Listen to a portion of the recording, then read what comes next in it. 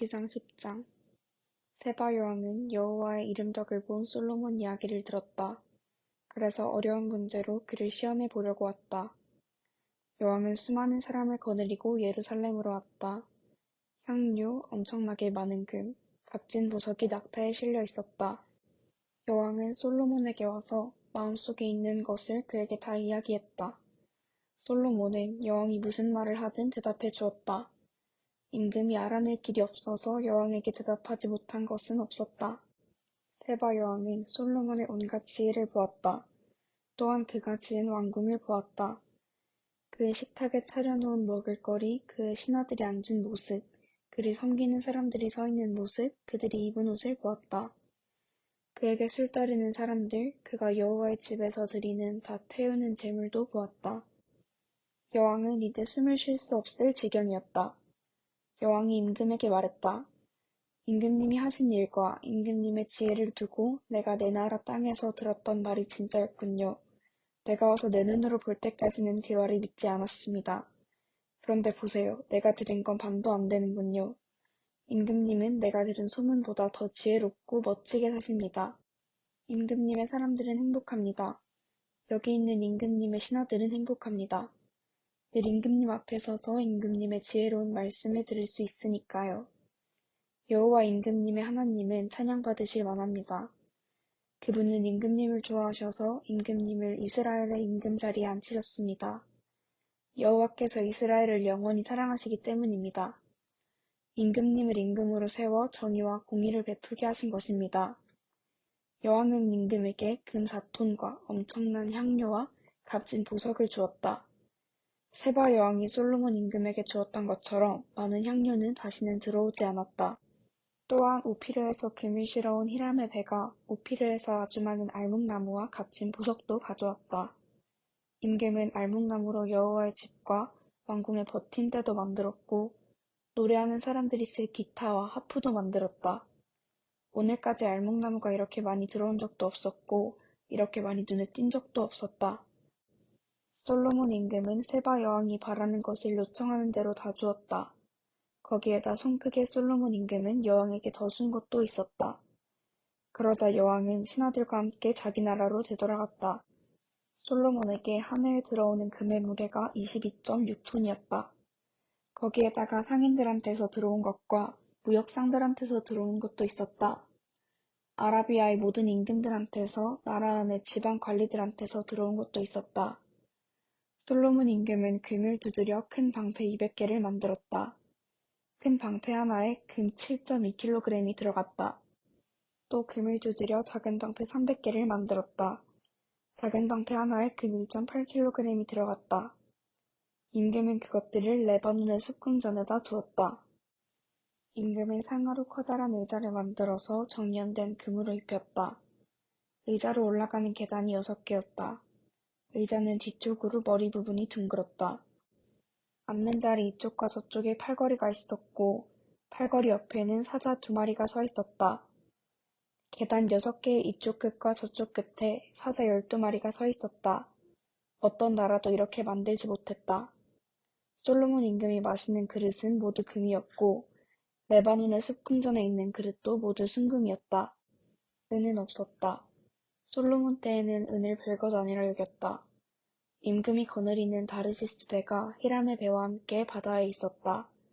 3년에 한 번씩 다르시스 배가 금, 은, 상아, 원숭이, 공작을 실어 오곤 했다. 솔로몬 임금의 재산과 지혜는 세상 모든 임금을 뛰어넘었다. 온 세상이 솔로몬의 얼굴을 보고 싶어 했다. 하나님이 그의 마음에 주신 지혜로운 말을 들으려는 것이었다. 그들은 저마다 선물을 가져왔다. 은그릇, 금그릇, 옷, 무기, 향료, 말, 노새를 해마다 바쳤다. 솔로몬은 전투수레와 말들을 모았다. 그에게는 1400대의 전투수레와 12,000마리의 말들이 있었다. 그것들을 전투수레 두는 도시들에 또 임금 곁 예루살렘에 데려다 놓았다. 솔로몬 임금은 은을 예루살렘에서는 돌처럼 흔하게 두었다. 또 삼나무를 세펠라에 있는 돌무화과 나무처럼 많이 두었다. 솔로몬의 말들은 이집트와 구웨에서 들여온 것들이었다. 임금의 무역상들이 구해에서 값을 치르고 가져왔다. 전투술에는 이집트에서 사들이기도 하고 되팔기도 했는데 한 대의 값이 은 7.2kg이었다. 말 한 마리의 값은 1.8kg이었다. 마찬가지로 임금의 무역상들은 자신들의 손으로 히타이트 사람들의 모든 임금과 시리아 임금들에게로 그것들을 되팔았다. 11장 솔로몬 임금은 수많은 외국 여자를 사랑했다. 파라오의 딸을 비롯해 모압 여자들, 암몬 여자들, 에돔 여자들, 시돈 여자들, 히타이트 여자들을 사랑했다. 여호와는 여러 민족을 두고 이스라엘 사람들에게 말씀하셨다. 너희는 그들 가운데 들어가지 말고 그들도 너희 가운데 들어오지 못하게 하여라. 그들은 반드시 너희 마음을 기울게 하여 자기네 신들을 따르게 할 것이다.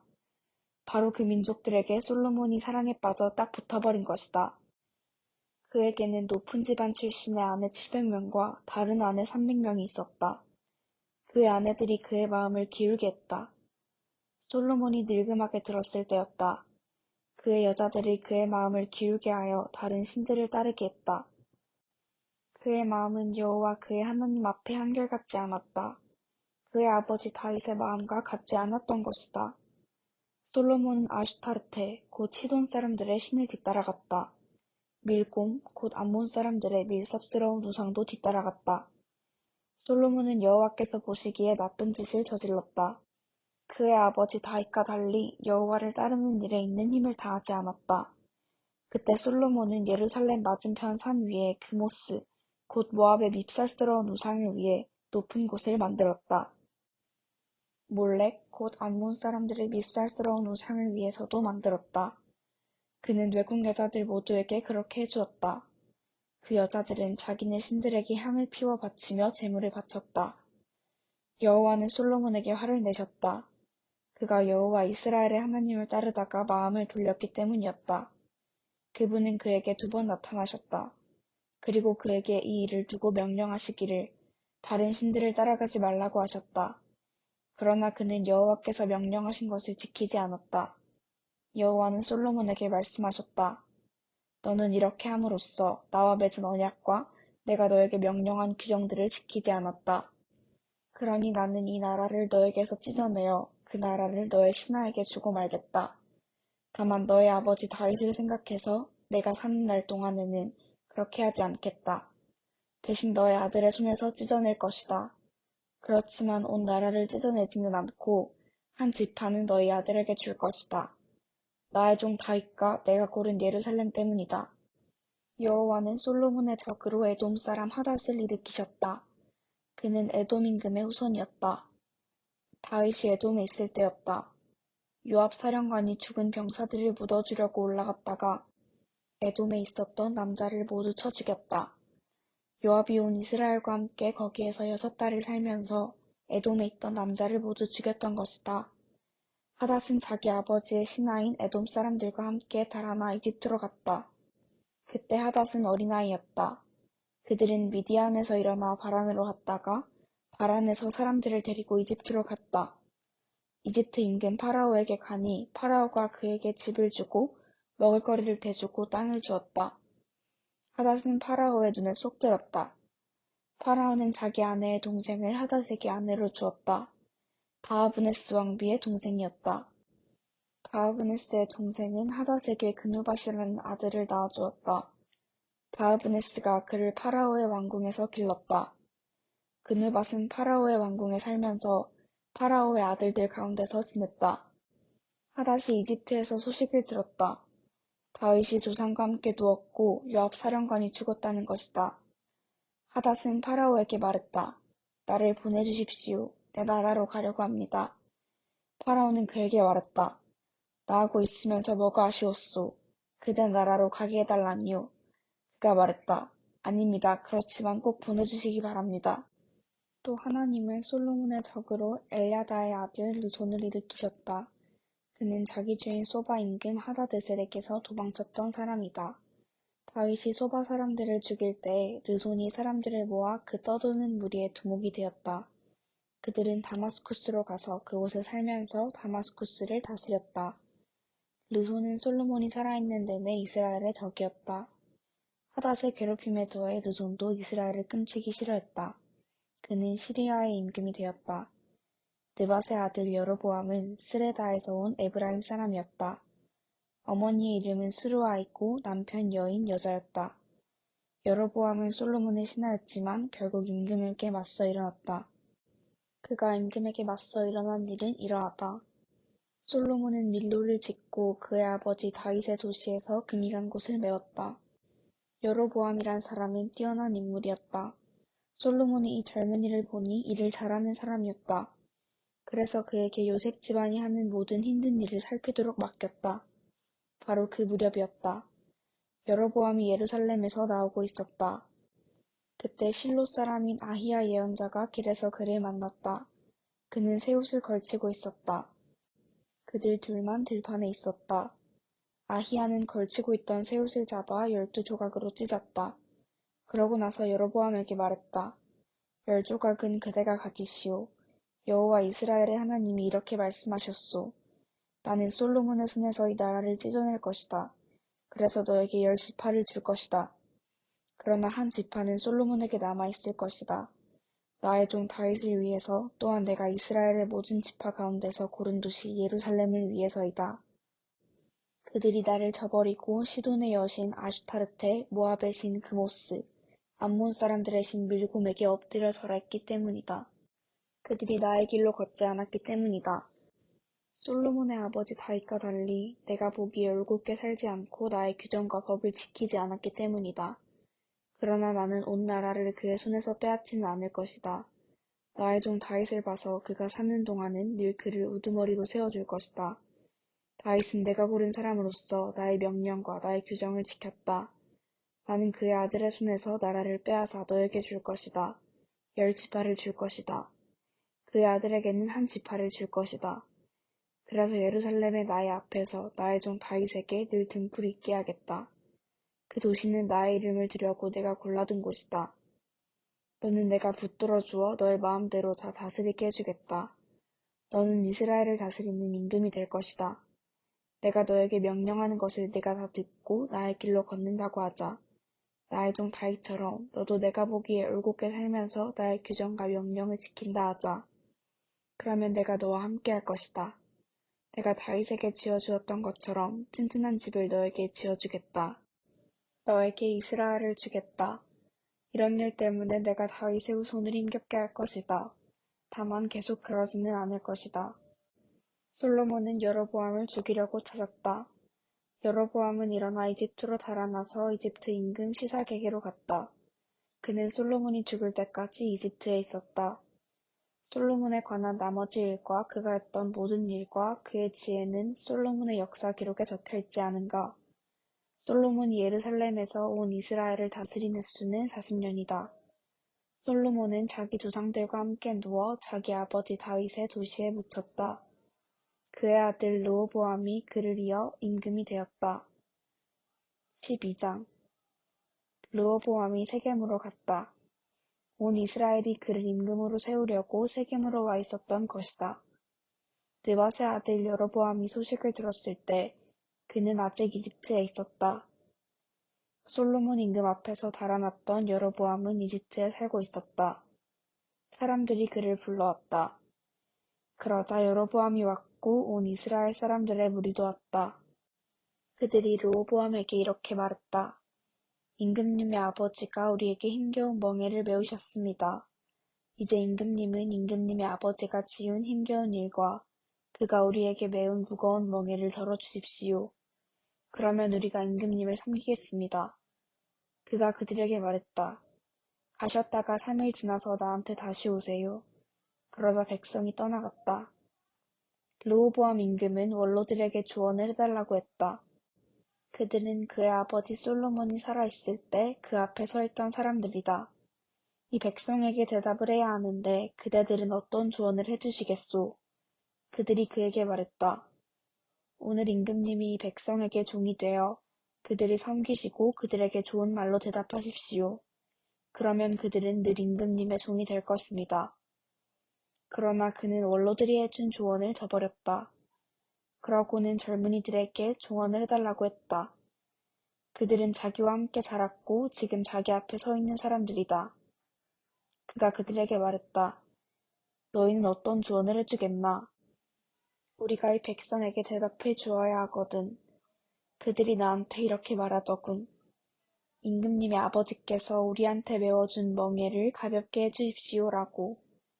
그와 함께 자란 젊은이들이 그에게 말했다. 이 백성에게 이렇게 대답하시죠. 임금님한테 임금님의 아버지가 우리 멍에를 무겁게 했지만 임금님은 우리 짐을 덜어주십시오. 하고 말하는 이 백성한테요. 그 사람들한테 이렇게 말씀하시죠. 나의 새끼손가락이 나의 아버지 허리보다 더 굵소. 자, 나의 아버지가 여러분에게 무거운 멍에를 메우셨소. 나는 여러분의 멍에를 더 무겁게 할 것이요. 나의 아버지가 여러분을 채찍으로 가르치셨지만 나는 여러분을 전갈로 가르칠 것이요. 여로보암과 온 백성이 3일째 되는 날 르호보암에게 왔다. 임금이 3일째 되는 날 나한테 오세요 하고 말한 대로였다. 임금은 백성에게 모질게 대답했고 원로들의 조언을 저버렸다. 그는 젊은이들이 했던 조언을 따라 말했다. 나의 아버지가 여러분에게 무거운 멍에를 메우셨소. 그러나 나는 여러분의 멍에를 더 무겁게 할 것이요. 나의 아버지가 여러분을 채찍으로 가르치셨지만 나는 여러분을 전갈로 가르칠 것이요. 임금은 백성의 말을 듣지 않았다. 일이 이렇게 돌아가게 하신 분은 여호와였다. 실로 사람 아히야를 통해 여호와께서 느밧의 아들 여로보암에게 하신 자신의 말씀을 이루시려는 것이었다. 온 이스라엘은 임금이 자신들의 말을 듣지 않는 것을 보고 임금에게 대답하여 말했다. 우리가 다윗한테서 나누어 가질 몫이 무엇인가? 이새의 아들한테서는 나누어 받을 몫이 없지. 각자 천막으로 돌아가라 이스라엘. 이제 당신 집이나 보살피시죠 다윗. 그러면서 이스라엘은 자기 천막으로 떠나갔다. 유다의 여러 도시에 살고 있는 이스라엘 사람들은 르호보암이 다스렸다. 르호보암 임금은 이를 감독하는 아도람을 보냈다. 그러자 온 이스라엘이 그에게 돌을 던져 죽였다. 르호보암 임금은 정신을 가다듬고 전투 수레에 올라 예루살렘으로 달아났다. 이스라엘은 다윗 집안과 관계를 끊고 오늘까지 그렇게 있다. 여로보암이 돌아왔다는 소식을 온 이스라엘이 들었다. 그들은 그를 무리 가운데로 불러와서 온 이스라엘을 다스릴 임금으로 세웠다. 유다 지파만 빼고 아무도 다윗 집안을 따르지 않았다. 르호보암은 예루살렘으로 돌아온 다음 온 유다 집안과 베냐민 지파의 사람들 18만 명을 모았다. 전쟁에 나갈 만한 뛰어난 사람들이었다. 이스라엘 지방과 맞서 싸워 나라를 솔로몬의 아들 르호보암에게 되돌리려는 것이었다. 그런데 하나님이 스마야라는 하나님의 사람에게 말씀하셨다. 솔로몬의 아들인 유다 임금 르호보암에게 말해주어라. 유다와 베냐민 온 집안의 사람들에게 그리고 나머지 백성에게도 말해주어라. 여호와께서 이렇게 말씀하셨습니다. 올라가지 마라. 너의 형제 이스라엘 사람들과 싸우지 마라. 저마다 자기 집으로 돌아가거라. 일이 이렇게 된 것은 내가 뜻한 것이다.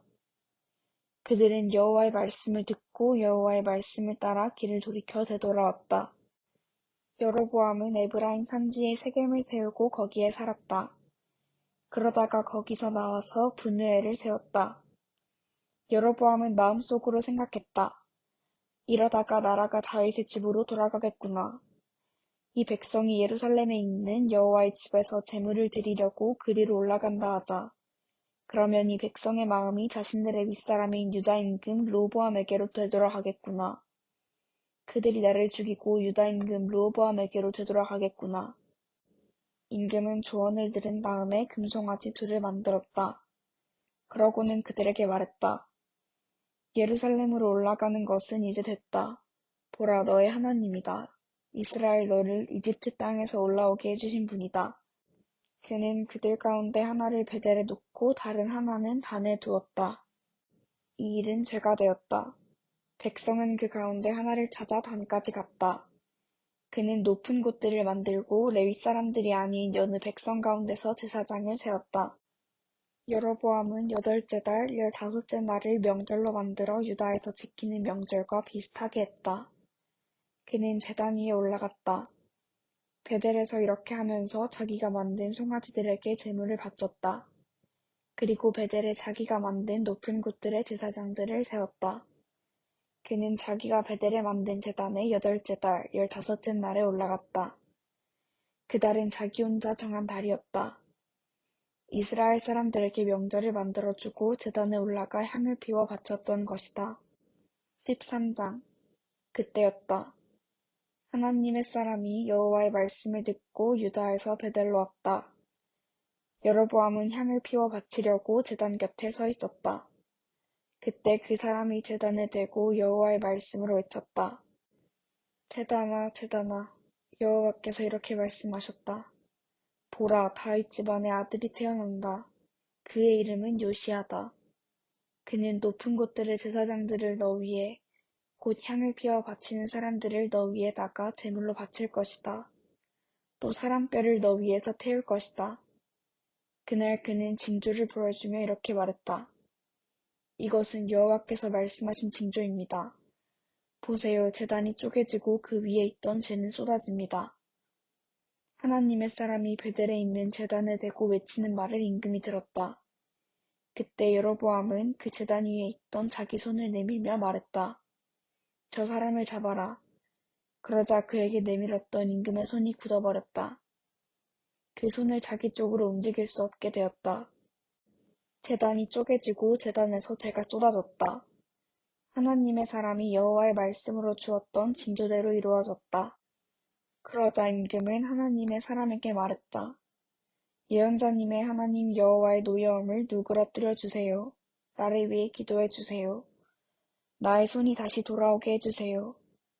하나님의 사람은 여호와의 노여움을 누그러뜨려 주었다.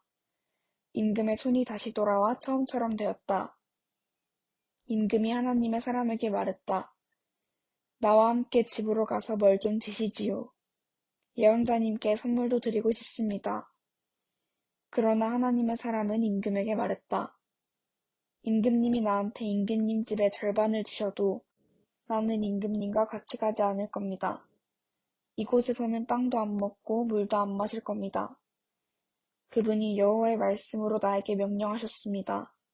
빵도 먹지 말고 물도 마시지 말고 내가 갔던 길로 돌아오지도 마라 하고 말씀하셨습니다. 그는 다른 길로 갔고 베델로 올 때 왔던 길로 돌아가지 않았다.